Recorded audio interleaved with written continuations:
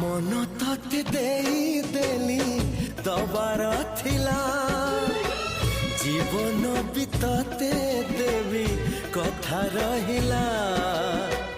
मन तते देली दबार थिला जीवन भी तते देवी कथा रहिला कथा काली जहा थिला त अकुहा